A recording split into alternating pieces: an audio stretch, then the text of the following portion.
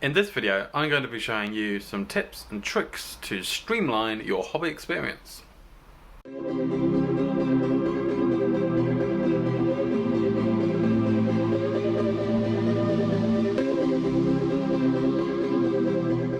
Now this is going to be a different type of video. It's not going to be a tutorial. I'm going to be listing 9 different ways that you can improve upon and streamline your hobbying experience, whether that's your painting or your building or just collecting these models in general. That's enough chit chat, so let's get to it with number 1. So my 2 examples are going to be a water jug and a palette. For the palette, I like to use an old takeaway container. Normally I'll just use the lid for the palette, but you can also keep the container to put some paints in, making a handy little box.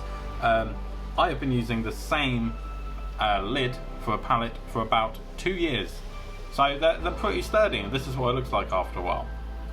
As for the water container, I will use any old sauce jar. It's better than using your drinking glasses or your mugs because you don't want to get icky paint in those. Sometimes it can be quite hard to clean out if you leave it for too long. So just using a old recipe sauce jar for like pasta or a curry paste or something will do completely fine.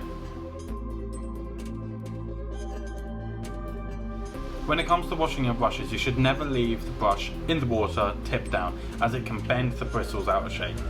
What I like to do is get an elastic band and put it around your water jug. Then once the brush has been cleaned, I can pop it behind the band to dry.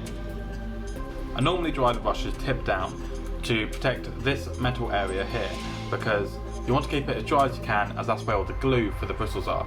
If this starts to get damaged inside, the bristles will start to come out and your brush will die.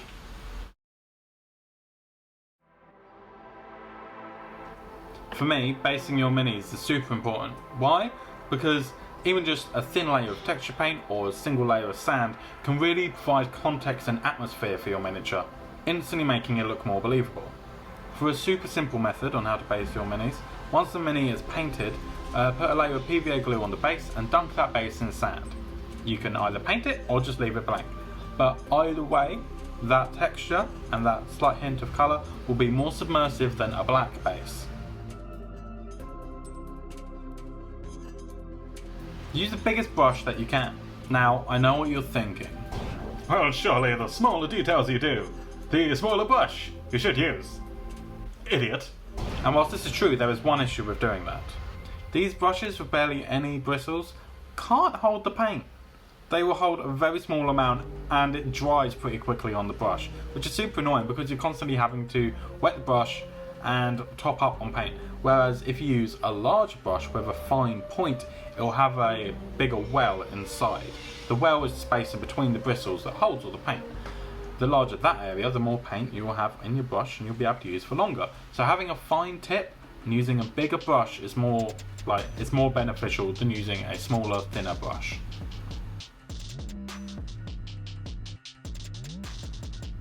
Now you may have seen this one floating about the interwebs, but makeup brushes are excellent for dry brushing. I've been using this, I have no idea what size that is, but I've been using this brush for quite a while now. I'd say since about June I've been using them for about 6 months and they're excellent. Makeup brushes are just the right shape for dry brushing. They come in lots of sizes. They're cheaper than buying a purposefully made dry brush, for sure, and they're going to be able to take quite a beating as they are made for smushing around people's faces.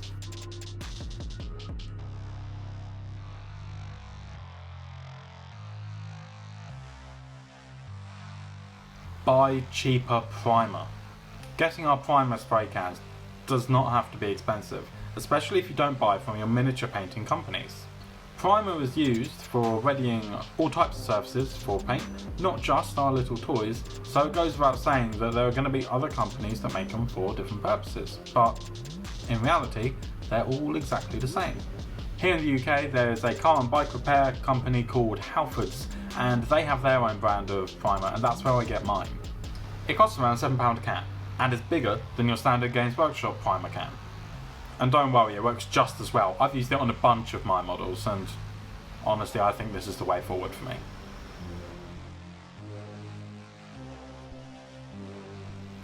Burning yourself out on miniature painting is a very real thing. If you spent the last month painting 100 orc boys to get an orc list ready, then you're going to be bored. You're going to start running out of motivation, and you're going to want to stop painting, which is going to suck. And that's exactly why I collect multiple armies. Having a wide variety of models to jump between is a great way of keeping your creative juices flowing. It means that when you're bored of painting the same colour Space Marine, you can jump to painting weird alien bugs with claws. I know that for me, having a range of models really keeps me in the mood to painting, and it's constantly got me excited to go ahead and paint something else. When it comes to figuring out where you're going to be placing your highlights on your miniatures, it can be a bit tricky. But there is a way that you can make this a bit easier for yourself. During the primary stages of your model, do a black coat first, and then take a white primer and spray from just above. As you can see, all the shadows are created naturally for you because the white couldn't get to the areas that would naturally be covered, and have a shadow cast over them, leaving the top areas nice and light for you. This process creates a bunch of natural highlights before you've even started painting, and the highlights mimic as if though the sun was just above the model. In fact, that's where this term comes from. Zenith is the position in which the sun is directly above you.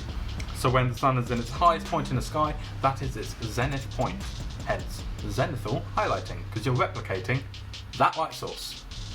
This method can be really useful if you're using quite transparent paints, because the highlights show through very easily. And if you're not, then take a photo of your model in the zenithal highlight stage, and you can use that as reference for where you're going to be placing the highlights when it comes to doing it later.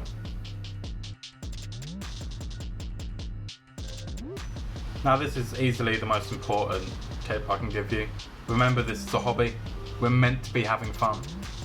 Don't put a load of pressure on yourself to try and make your paint job the best paint job every single time, because you're going to stress yourself out and you're not going to want to paint.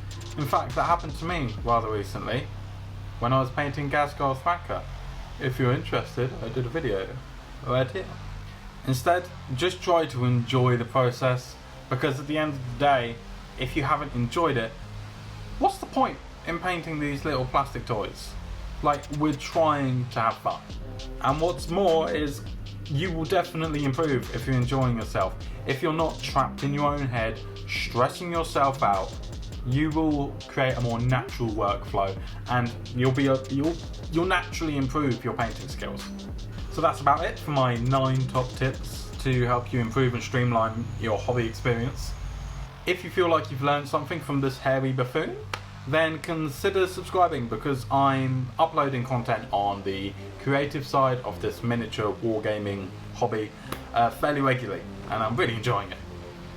If any of you have any tips that you think should have been in this video, leave them in the comments below. Let's get a conversation going, because I would love to hear some other useful tips. Also, sharing with your friends and possibly giving this video a thumbs up would be hugely appreciated. It'll help the channel grow, and I will be leaving a few links in the description below to ways you can support the channel, whether that's through Patreon, visiting my website, or my social media links. It'll all be in the description down below. Once you're done with that, I suppose all that's left to say is thank you for watching, and I'll see you later.